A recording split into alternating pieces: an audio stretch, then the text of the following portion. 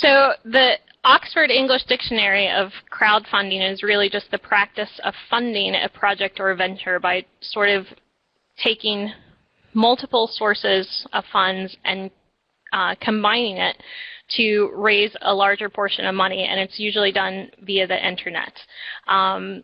I included two definitions, the one from Indiegogo because it's really telling a story that's going to resonate with your audience presentation, but keeping this in mind that it is the story that you're telling people, like why do they care? I mean, that is one of the critical components to having a successful crowdfunding campaign. Probably the type of crowdfunding that universities are most familiar with and will utilize the most is the charitable type. So it's for nonprofit causes, different types of projects. We're not really giving anything back in return.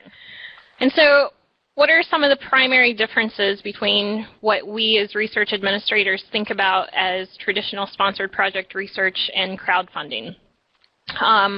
So one of the most obvious ones, is it relies on a social network. So when you think about faculty or researchers who are putting together a traditional research proposal, they are working with their lab and they're putting this scientific proposal together and they're sending it off to a sponsoring agency, right? So they are not shopping it around to their neighbors or their family or their professional colleagues saying, hey, I have this amazing idea. Do you want to give me $2 to help support my amazing idea? So that is a huge, huge difference. It's not peer-reviewed in the traditional sense. So there isn't another scientific peer counterpart on the other end saying, this is a great idea or this has already been done. So that is another big difference. But I will say that the social community can sometimes probably be tougher than peer review. You get multiple contributions at varying monetary levels. So, for NIH or NSF, you usually have a set budget that you're going for.